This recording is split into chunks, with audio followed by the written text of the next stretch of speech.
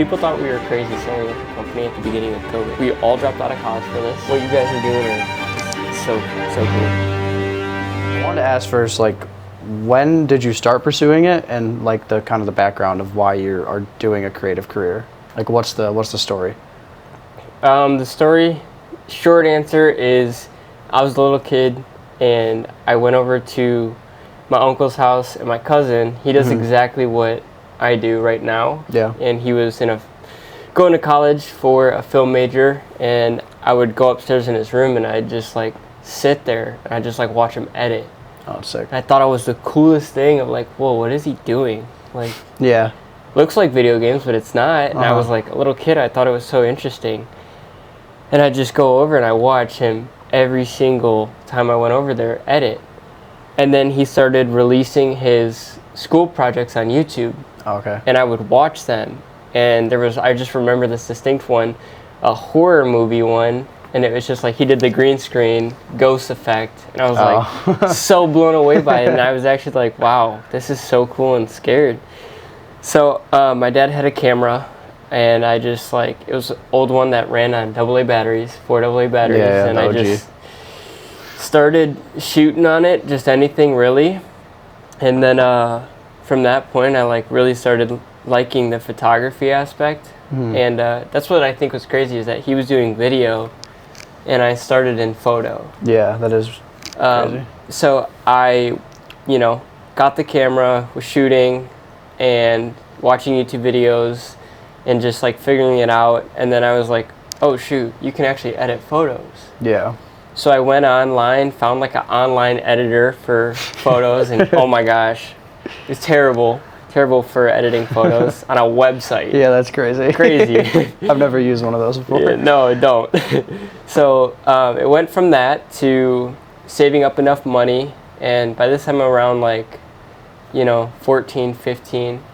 I was working at my dad's company, saving up for a camera. It was the Rebel T3i, and I was like, wow, I finally got it. I got it from eBay. Finally got it. I was like, wow, this is it. This is the game. You have the camera. Because the other camera was like a power shot, and the lens didn't disconnect. It was just like an optical zoom. Yeah. So this one, I was like able to see the sensor. I was able to take off the camera lens, and I was like, wow, I made it. Made it. I'm him. And then... And how old were you when you first got that? I would say... It's hard to remember, because I've been doing it for so long. Gosh, maybe like 15. Okay, yeah, so pretty young. Like beginning of high school, you just got your first camera. Pretty young, yeah. And I was so ecstatic when I got the box. I remember this too. I got the package because I bought it from eBay, and I opened up the camera. I go to turn it on, and it said battery included, and there was no battery in it. So I was like heartbroken that I just had this camera, and I wanted to use it so bad and create, but I had to like wait for the lady to send me a battery. So that happened, and I just started shooting more, getting comfortable. I was shooting auto, and just kept shooting.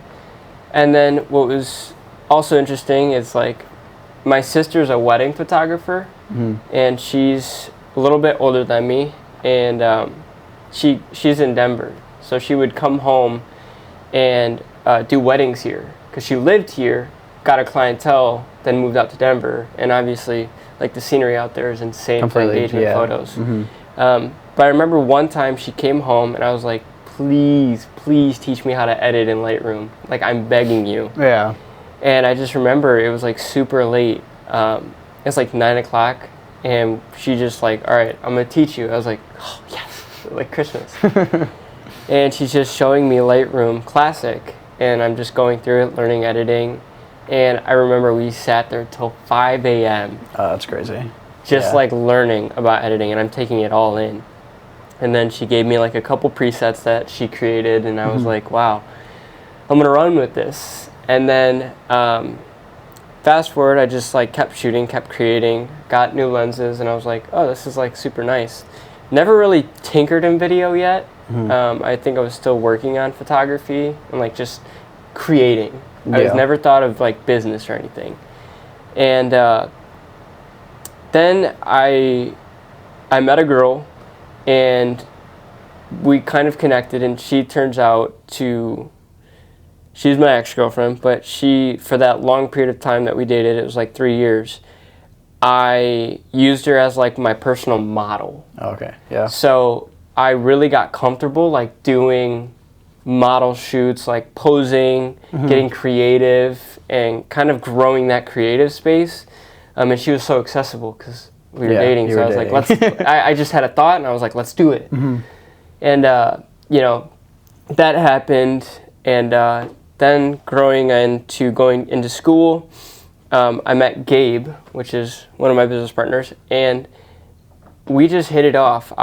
It was a school 45 minutes south from here, and so it's like deep. It's deep Illinois. Deep Illinois, southern. Yeah. And so I met him, and that was junior year, and we just kind of hit it off. Like, I was the only photographer at the school, and he was the only videographer at the school. Okay. So we just kind of like became the duo there, and we did all the school videos. Oh, that's sick. Yeah. Yeah, it's a good entry. you know, and we would always like be able to leave school to get footage and do school projects with video, and it was really fun, and we grew really close.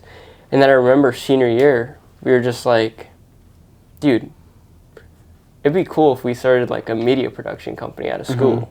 You know, just see where it goes. Yeah. And I remember the phone call. I was at work. And so we graduated, and then in December 2019, we started Precision.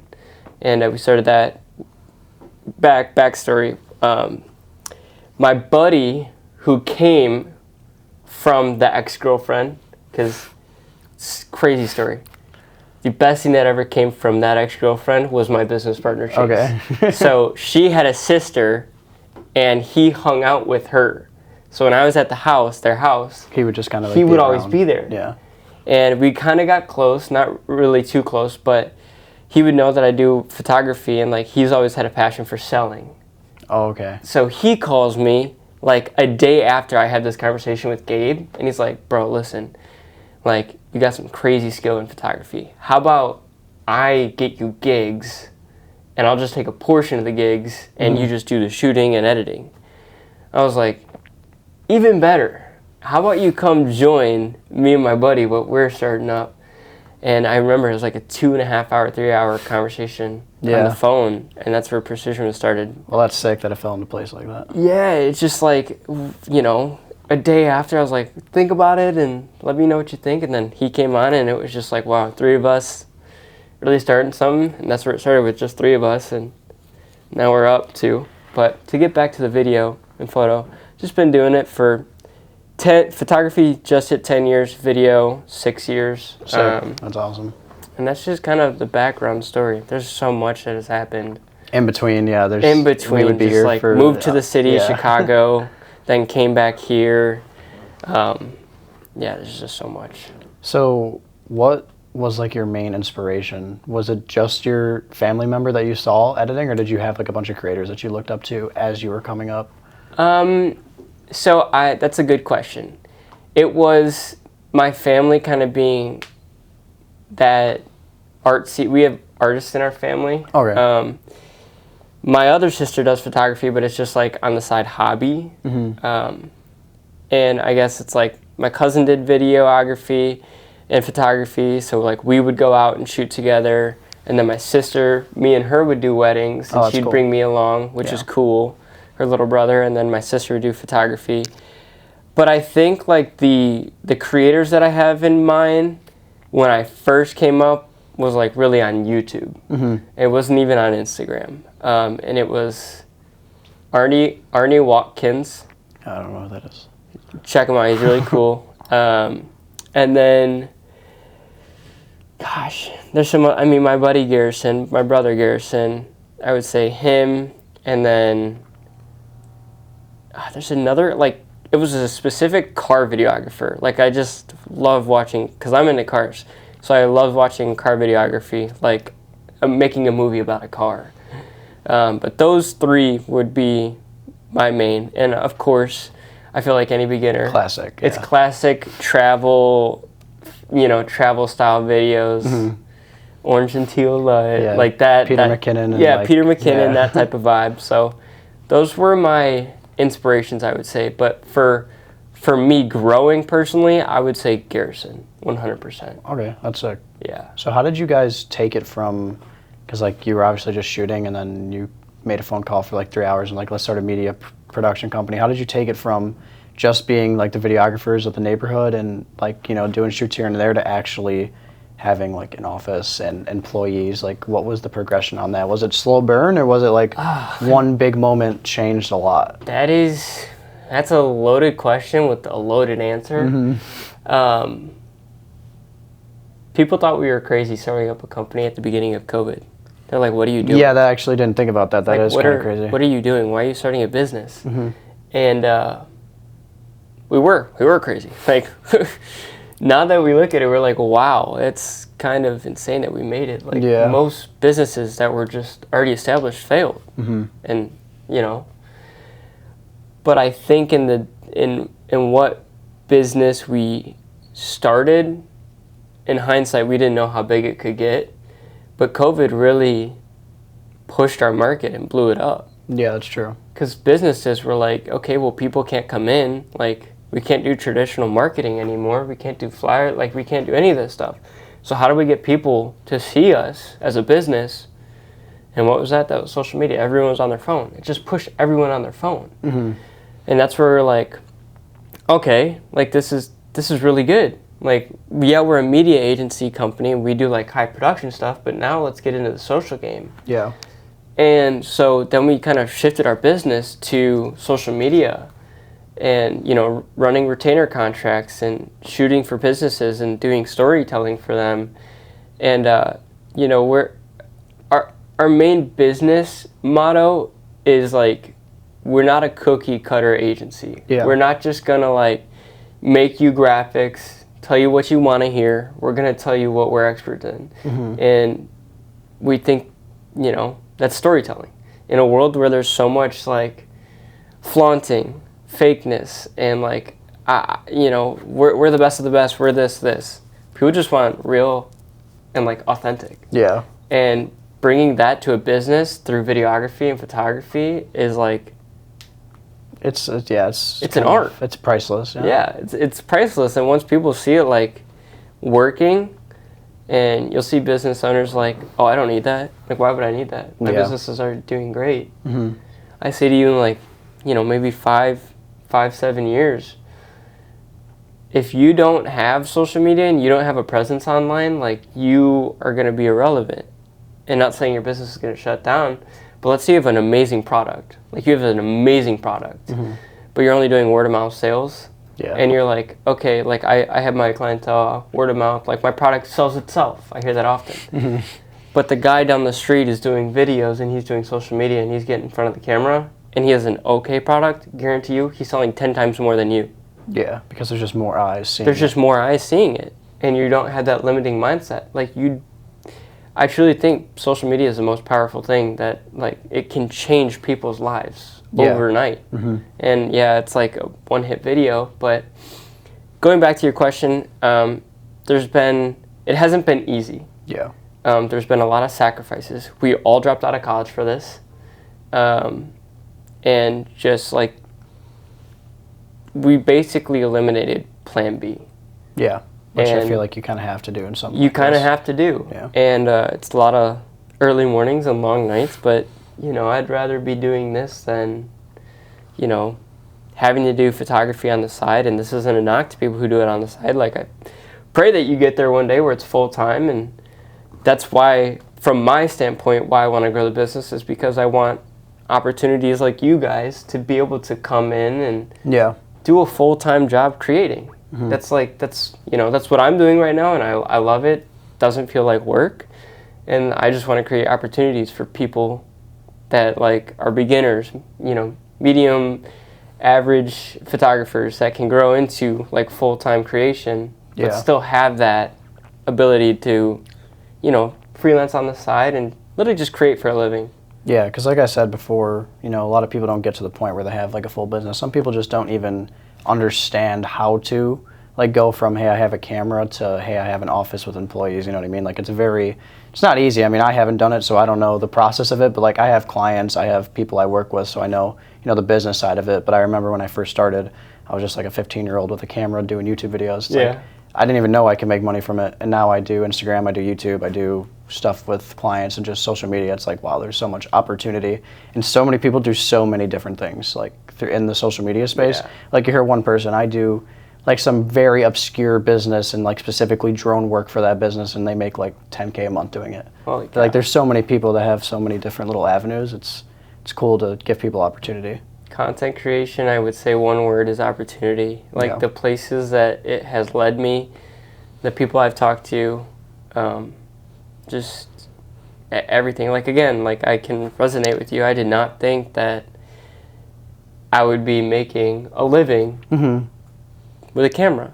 It's just like, it just doesn't, people don't see that. You know, you told someone that 10, 15 years ago, they'd be like, dude, you got to go to college. Like, you're insane. Exactly. How are you making a living? Yeah. You got a family to feed and stuff like that. And it's crazy.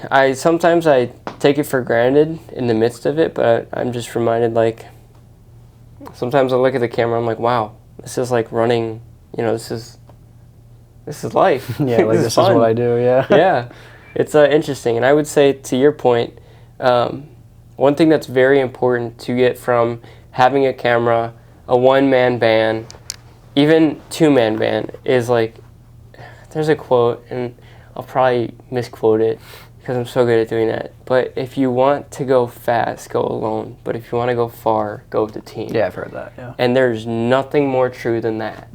Like, I agree.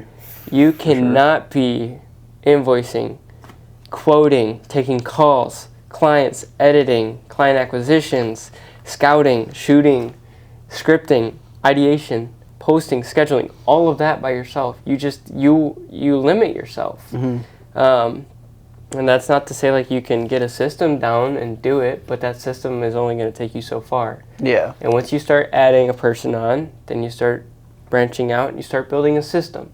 And then that system will take you to the next, and then you'll figure out new problems, and then you'll fix them, and then you'll have new problems at that. So, yeah, I would say go with the team. Don't try doing it yourself, because there's only so much you can do. You're one person. Yeah, I agree. No, I've ran into a couple problems being alone too. I want to wait to the point where I'm making the money to have a team, but I do eventually want to do something along those lines. What's been either, it doesn't have to be accomplishment within the business, it could just be creatively in general, but like what do you feel has been your biggest accomplishment so far within the creative business or just being a creative in general? That's a great question. And this is gonna sound like it has nothing to do with actual videography and photography. Yeah, I think it's like amazing, and I take, you know, sometimes for granted that I get to do this for a living. But what I think that I truly take accomplishment in is like others believe in themselves because I believed in myself. And like I'm super encouraging, like if you want to go do that, go do it, because I did the same thing. And I'll see a lot of my buddies like doing their own thing. Like it doesn't have to be videography or photography, but I see them like chasing their own passions, and I'm like, that's so cool. And then they'll be like, dude, thank you. Yeah. Like, thank you. And I'm just like, I'm just doing what I'm doing, and it's like other people are getting inspired by that. Yeah. And I think that's like the most rewarding thing, because money is money. Like you can make a bunch, you can lose a bunch, there's always money to make. Like money is just that. But when you can have an impact on people that they believe in themselves because they see what you're doing, that's priceless. Yeah. No, Like it's I like, agree. wow, that's cool. And you know, and then you see them get excited about what they're doing. And then you don't know the impact that that person has on another person, and it just like keeps going. Yeah, snowball Effect. And I'm like, wow, there's like, I think everyone has the ability to change a person's life, and you don't know where that might lead in that person's life down the line, like a snowball effect. So I think it's that. I agree. Yeah, I mean, that's why I'm doing this whole thing, is like literally to inspire other people, so I can definitely relate to that topic. I applaud you for it. Like not many people are willing to set the spotlight aside on themselves and like interview other people and say like, hey, how you doing? How's the creative space? So Yeah. I applaud you for that. It's very cool what you're doing, and I hope to see, dude. I hope this is like one of the beginning episodes, and then like you flash forward and you're in like a whole podcast studio, it'd be so and sick. like, dude, it's gonna happen. I'm telling you, mark this episode. It's gonna happen. That'd be fucking awesome. It's gonna happen. So, do you plan on staying in Chicago forever? Because we kind of talked about it a little bit. Like, do you plan on staying here and building the business fully here, or do you plan on eventually going somewhere else? I think we'll always keep the main hub in Chicago, but I think potentially some other cities will like do a startup branch in and take clients, because we have clients all over the USA. Like we have clients everywhere, and we have clients in Tennessee. Oh, it's sick. We have clients. They're just everywhere. They're all over the place. Colorado. So like, definitely thinking of like HQ Chicago and other spots, other states, city-wise, being, branches of Precision. Yeah.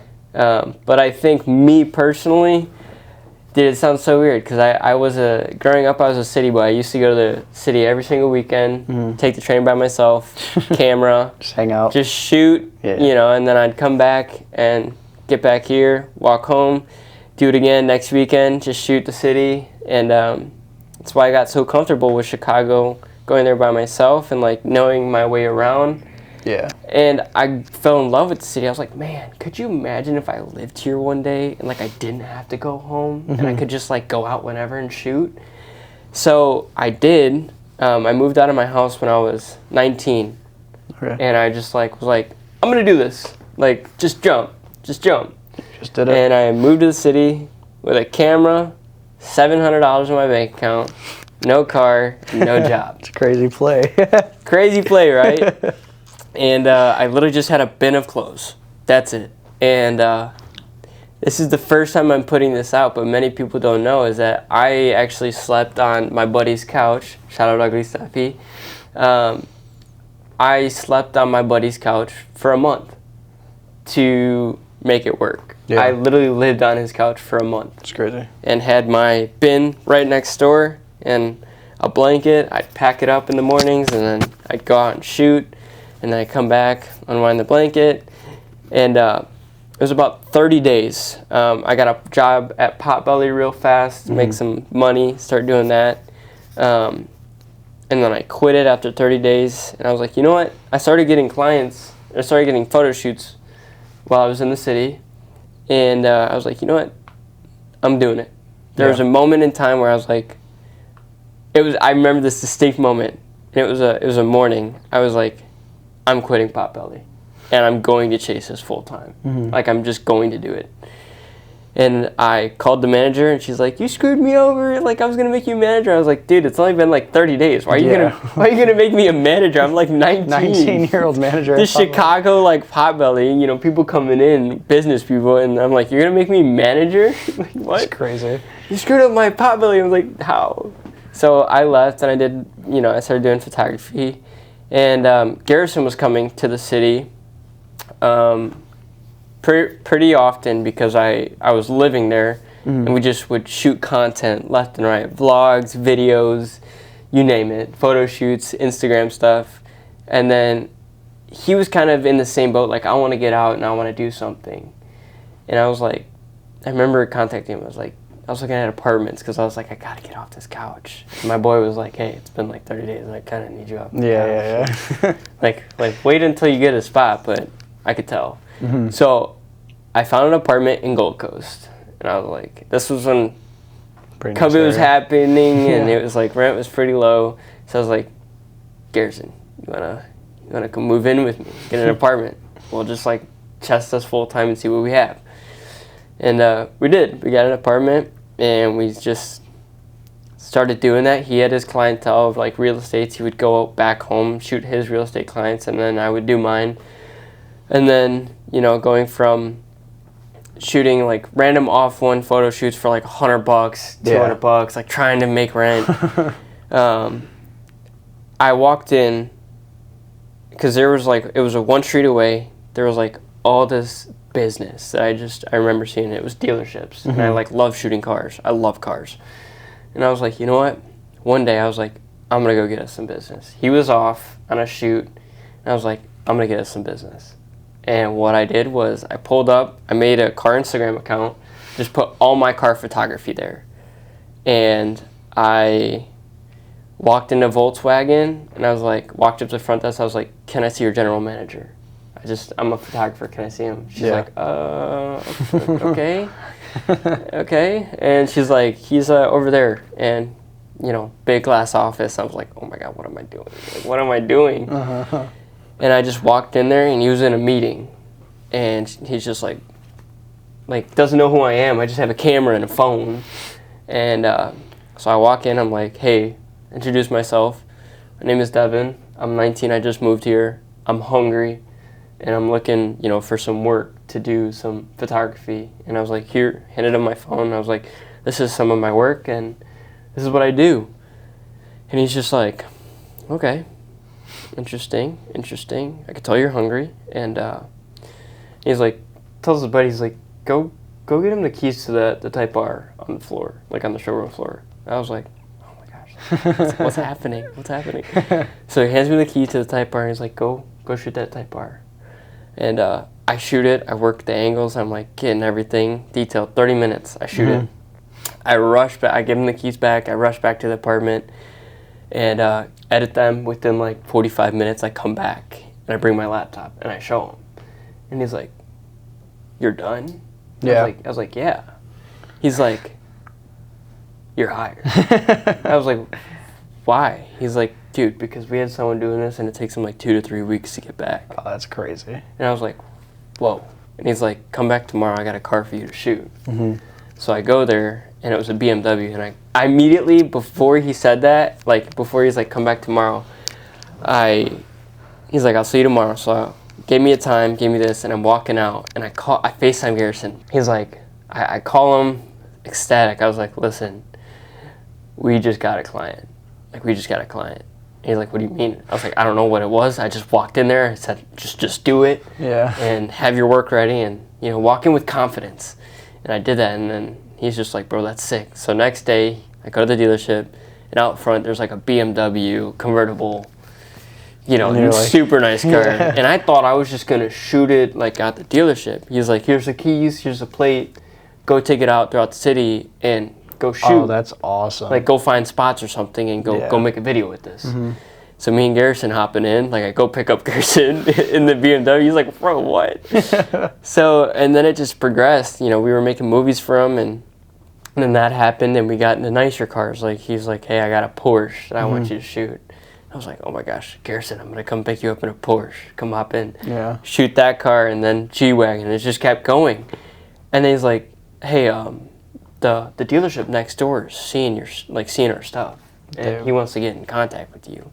So I go over to general manager of Volkswagen and I have a sit-down meeting with him. He's like, I want to use you guys. Yeah. And I was like, wow. Next door to each other. Like, this is so amazing. Sick, yeah. Volkswagen and Honda. And then that kind of like, those two clients really got us through like the apartment stage. But that, yeah, I don't even know where I was going with that, but.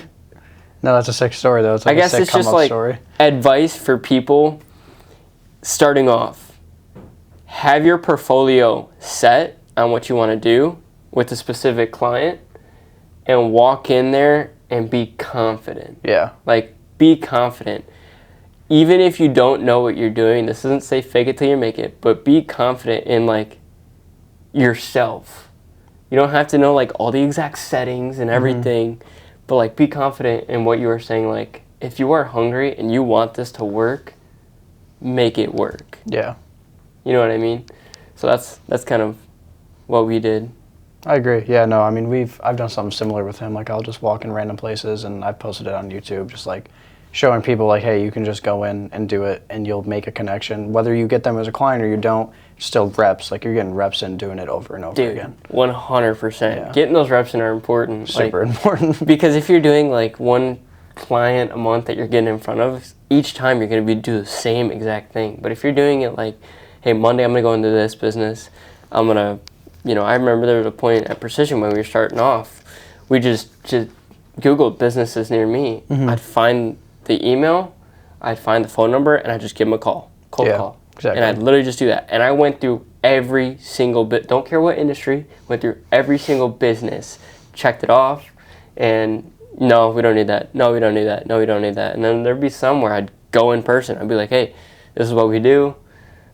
This is this. And, you know, you're 100% right. And I've seen your videos of you calling people or people calling you. Yeah. I think that's so cool. Actually, that's where I saw you first. Yeah, that's where most people did. Yeah. Like, I saw you through you're at your desk, and it's like, yep, what you doing? And I thought it was like, wow, this guy's cool. Like, he knows what he's doing. He's talking through it, like, scheduling it, writing it down. Like, that's what you got to do. Yeah, no, those are my most popular ones. People like seeing that back-end stuff. That's why I like something like this whole series thing, because it's all back-end talk. Like, this is the journey, this is what we're doing. So, like, if people like that, sure, they'll like this type of stuff too. I think people eat that up, like eat the content up of what he does, but I don't think it's like you can watch so many motivational videos. You can watch like, do this, do this, do this, do this, and you think you're doing it because you're consuming it. Yeah.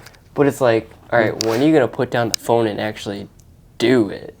Like, when are you going to be the one creating the videos that people are watching? Exactly. And I think that's like why the content does so well, and you do a great job at editing, and just all around, you know, the content is good. Yeah, I appreciate that. Yeah, I don't think the content would have popped up on my feed if I if you didn't like it. if I didn't like it, or it's like, wow, let me give you something you like, and you came up, I was like, wow.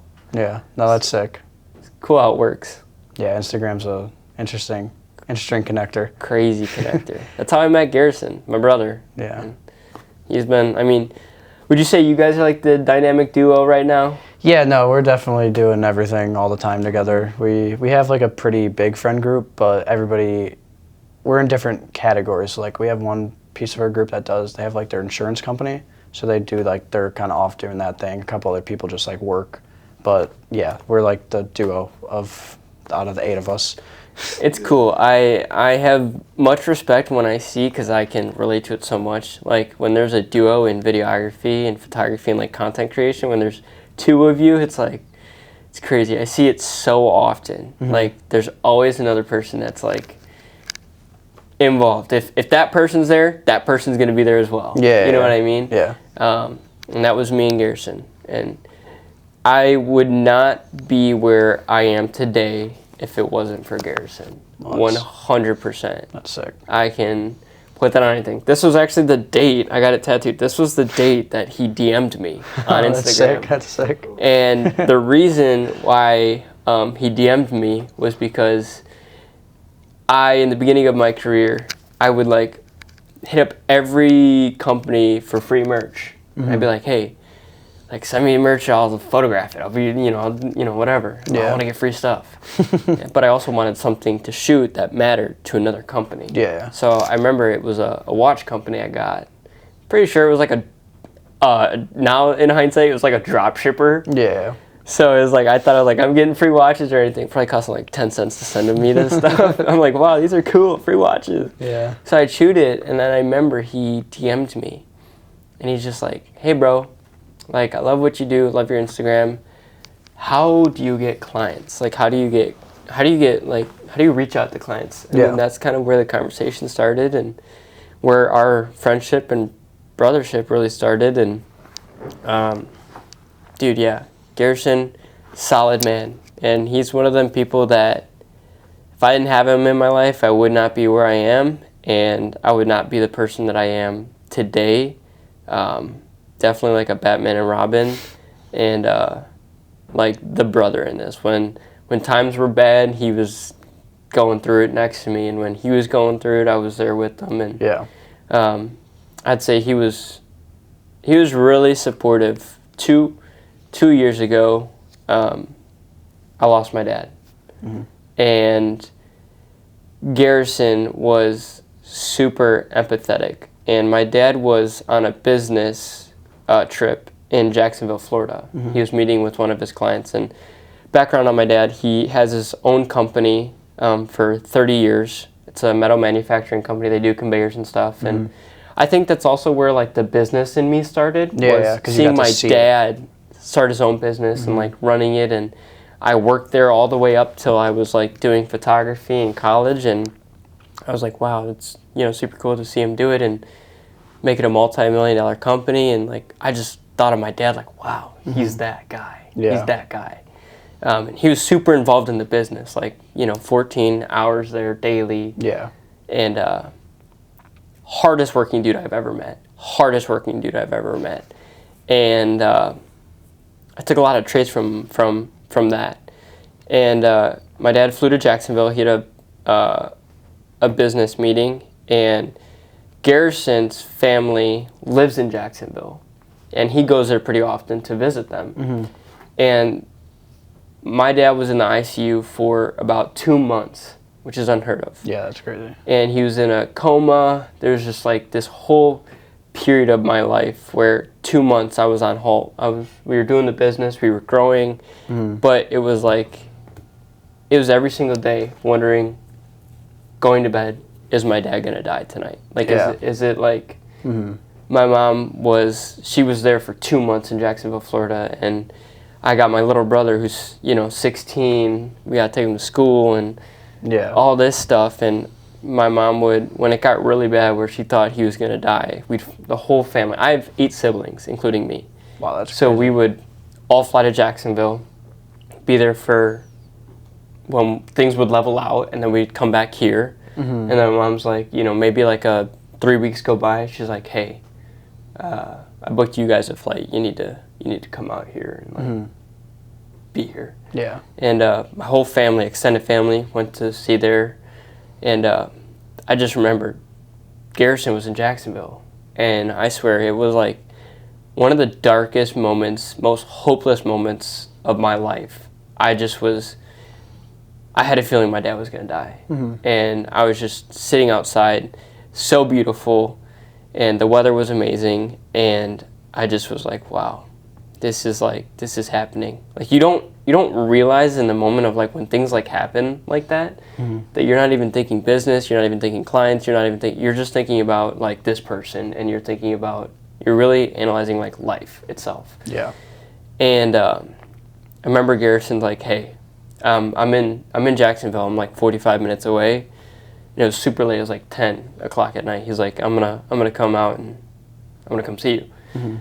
And I remember he just came and picked me up, and you know, he just like took my mind away from everything. Yeah. And that's like a true brother. He was there right next to me at my dad's funeral, and yeah, I think like stuff like this, like a camera is cool that it can bring people together, but it's like another thing once the camera's like put down, that you guys are still intact. Yeah. You know what I mean? Because you know it's not just like about a business or money or photography. Like, you genuinely start caring about that person when the camera's down and when, you know, the tape ain't rolling no more. So for anyone, dynamic duos, find that person in, you know, photography, any industry. Find that person. They'll keep you accountable. You keep them accountable, and it's just like you're building something together, you know, and you guys are growing individually but together. Yeah, no, I definitely agree. I mean, I relate. I lost my dad too when I was like 10 years ago, though. I literally just got this tatted. Dude, like nice. 2 days ago. Nice. So I definitely relate to it. I was like 9, so I wasn't really of the age to process everything, so I process it later in life. But I definitely understand what you mean, like having people to go through that with, and like, you know, important. It's hard. It's a hard situation. Dude, I don't know how, and I know this isn't to get like spiritual or anything, but dude, God was there for me. Like, in the midst of me not knowing like what's gonna go on, and that's where my life kind of shifted. Like a lot of. This is me saying another thing. I remember I was chasing, and Garrison kept me accountable with it. I was chasing like the status of being a photographer and videographer, like getting into spots and like being around the fancy cars and like making money and doing all that, and like, look at me, I'm doing my dream. Like, what are you up to? And I just like, ever since my dad passed, I completely had a mind shift of like, my dad was a workaholic, and that's something that I really struggle with. And it's like the apple doesn't fall far from the tree. It's because you are so connected with that person. And I remember I would work like months straight, would not stop, and family was just like on the back burner for me. And my relationships were on back burner for me. I'm too busy. I got this thing I'm doing. And I would justify it by like, I'm doing my dream. Like, what are you doing? How do you have the right to tell me of like what to do? Yeah. I'm out here pursuing my dreams, and you're gonna tell me like you need to slow down or you need to like get to your people. And I was so blinded by it because I was like so focused on myself and so focused in it that once my dad passed, I was like, wow, like working like that hard puts you in the grave. Because my dad worked himself to death. I 100% believe that. Like, he would sleep at the office and wake up, do his next thing, and like wouldn't take care of himself and go on business trips for 2 days, 3 days, 2 weeks, and it's just like nonstop. And I get it. Like, I get it now why he was that way. But his death was like a wake up call for me. Like, basically, I take it like God was telling me, like, hey, you keep doing that the way you're working, that's how you're going to end up. And it was like such an eye-opener for me of like, okay, wow, I do got to slow down. Like, I'm 22. I need to live a little bit. I'm not just a photographer and videographer. Like, I am a person. I got to have a relationship. And family and time for... And I really started doing that, and there's been core values where I'm like really set in stone now. I don't work on Sundays, and I try to work every other Saturday and have my weekends free and kind of take that time for rest. And when I'm working, I'm honed in, working like a dog. But when I'm not and I go home, off. Off. Because it's important. And I realized that through his dad. And it's honestly been life-changing. And it's like, I always, and I'm sure you can relate to this, I always ask, like, why? Why did that happen? Why me? Yeah. And why is it the kid who's like trying to make it? Why is it the kid who's like trying to be somebody? And I think like it only pushes you to be more, but in a positive way. There was times where I was in a bad place after he died, but it's been a whole change. Yeah, no, I mean, it's definitely probably one of the biggest life events. Most people don't experience it young either. Like, they'll go through their whole life and then they experience it. So it's like they're at a mental maturity level where like they can actually process it. But it's like when it happens when you're young, you're just kind of like, what the fuck just happened? Like, what's going on? It's hard to process, and like grieving is a really weird feeling. Yeah. Especially when you're younger, because you feel it so much more than when you're older. And like, what was interesting with my dad's death was this goes back to like a snowball effect of how it affects people. The way it affected me and the way I started to change my life, other people saw who had relationships with their dads that weren't good. And they immediately fixed them because they saw how much it affected me. And if that happened to them, I don't know how much it would affect, like where they would be. Yeah. And it was like that snowball effect of like, no one dies for no reason. Like, there's always purpose behind it. And me changing got some of my buddies, relationships with their dad fixed and on the right path, and, fixed some of their personal things. So I guess it's more of like, when something, and this could be anything, doesn't have to be death or losing someone, but when something happens in your life that is out of control, you have no understanding why it's happening, you need to realize, like, okay, there's opportunity and growth for this. Yeah. And your opportunity for growth might be pushing other people in the future to change as well. So, I always ask God, like, why me? And now I'm starting to see, like, the changes on why. Like, I'm just getting answers a year, 2 years later. Yeah. And I think throughout my life I'll continuously get answers. But it's that of, like, I do see it too. My relationships are better. Honestly, I was hounding myself like a dog, making less money, And now I'm working less, making more money, because it's just the way that I move. It's how Which productive seems I like am. a common story. It's like, you think I need to work like 60 hours and, you know, get every client and do this, but if you take those 30 hours and like be productive and really focus on that, knowing that you're going to take the next 30 hours off, you're going to work a lot harder and be more productive getting those clients that are paying a little bit more. And I was just telling my buddy that I was on a shoot yesterday. Too many kids get into photography and videography nowadays thinking like, oh, this is going to make me money. This is going to make me that $10K a month. Yeah. No, it will not. You know how many DMs I'm sure you get this? Hey, what gear should I buy? What's the best gear to like start in this? It's the one in your pocket. It's the one you have on your iPhone. Like, do that first. And it's like the less you focus on the money, the more money you make. The more focus. Gosh, I gotta say this right. The more money that you focus on, the less you'll make. But the more passion and like focus driven you're on that, dude, the more money you'll make. The money will come. Yeah. The money will come. And this is like, I think about this with like Cole Bennett as an inspiration, and like the artists and the directors, bro, they're just doing what they're like, they're doing what they love. Yeah. And they're really good at it.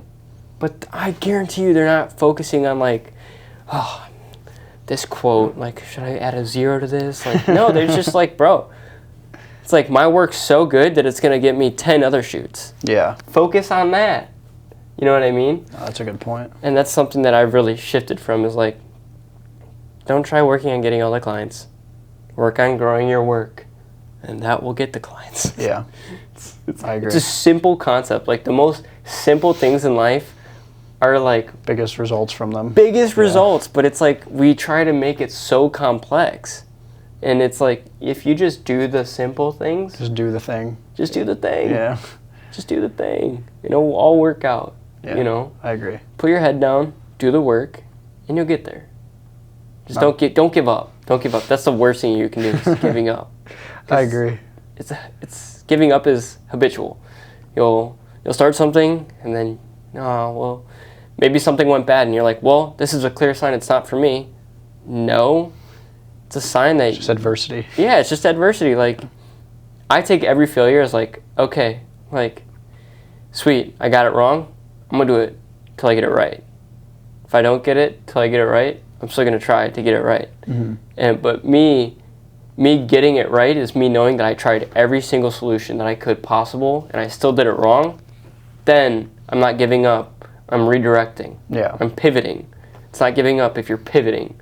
Giving up is just saying, I'm done with this. Yeah, and then stopping completely. Yeah, and stopping completely. Oh, this camera hasn't made me, $1,000 a month. I'm going to put the camera down and put it on the shelf, and I'll never use it again. Or I'm going to put it on eBay and it's just stupid. and sell it. It's just like not a thought I could have, I don't think. It's I don't know. It's like, it's something that's truly has been, the more you do it, the more you embed it in your DNA. Like, I'm not putting this camera down, Yeah, no, I completely agree. Like, I couldn't imagine. Like, I've had moments where I'm like, do I even want to do this? And then, like, next day I'm just like, what am I talking about? Like, I can never stop. Yeah, I think the most important thing is, like,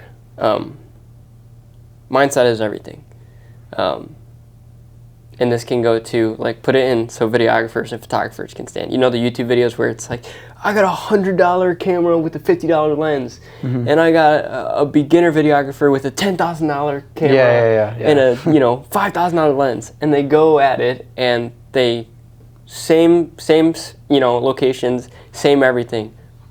The experienced one is always going to win. The expert always wins with a $100 camera. Same mindset. Same mindset. If you have that expert level mindset in like bad situations, and you have a person who's a beginner mindset who doesn't believe in themselves, but are in like great situations, guaranteed this person's going to exceed way further than this person, because they see opportunity even through the bad, and they take it. This person sees, wow, look at what I'm doing, and then they don't do anything with that opportunity.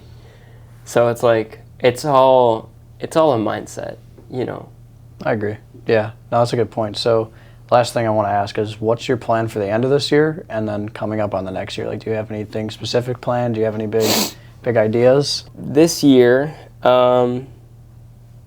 for the end of this year and for next year. This is the craziest thing because I've been doing photography and videography for so long.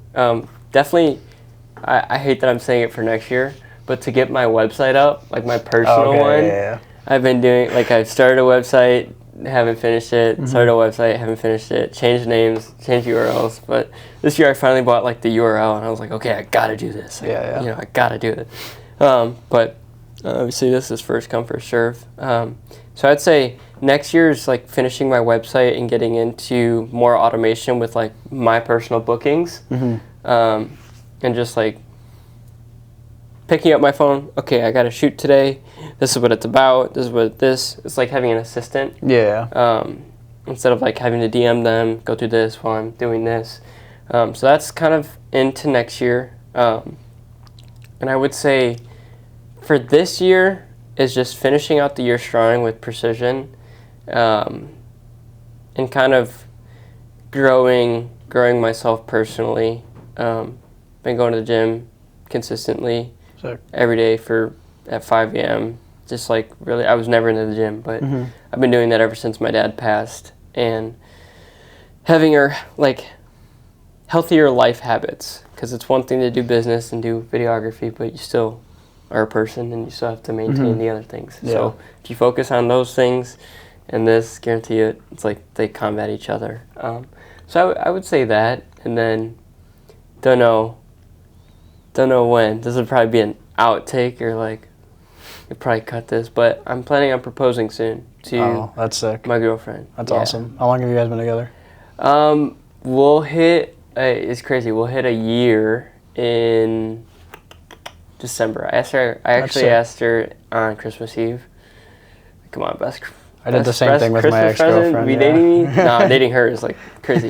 But she's a wonderful person, and definitely has like grown me as a person, of like not even business, not even like camera photography, just as like a man. Yeah, just as like a human. Just as a human, like my best friend, and just like what I want to be. Because realistically, I want to have kids, and like my dream, and I guess our dream is to.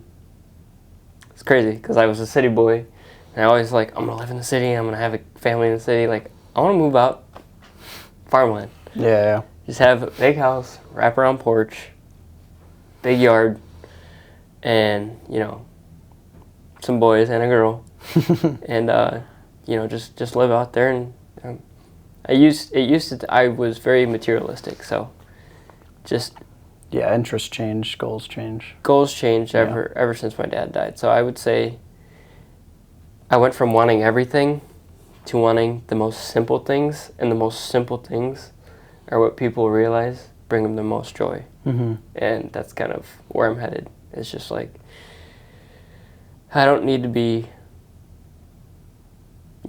60 hours a week in business. I want to be 30, 35 business hours shooting, doing this, but also be able to attend my family and be a father and do that.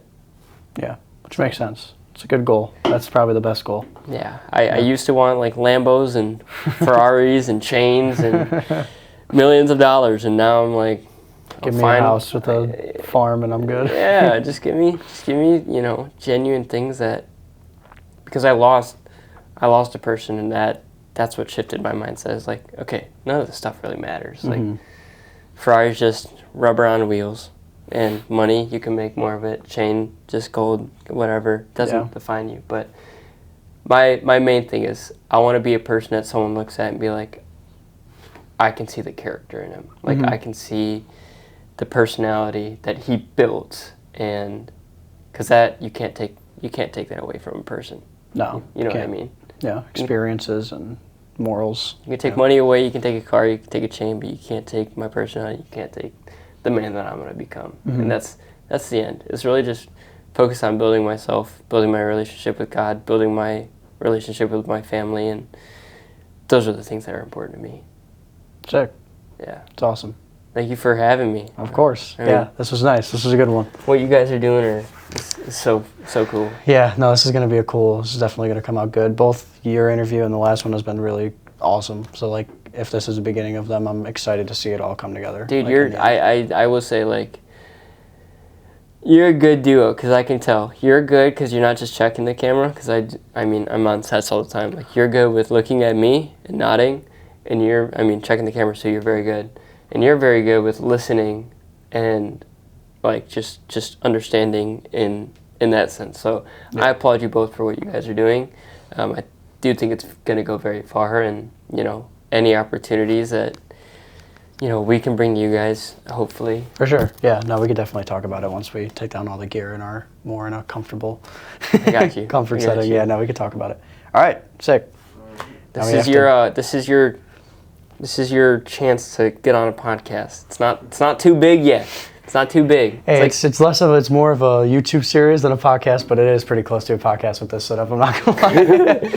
So take your chances. This is like Lyrical Lemonade in the beginning stages. It's gonna be massive. I believe in it. I really do. Like, appreciate that. It's cool to see. Yeah, it's awesome, man. You have like five different angles and like a whole cast. Yeah, like a little office and shit. Yeah, very sick. Cool. That's the end of this one, and I don't know. We'll see you when we're next interview. Definitely have a couple next week, so we'll be back.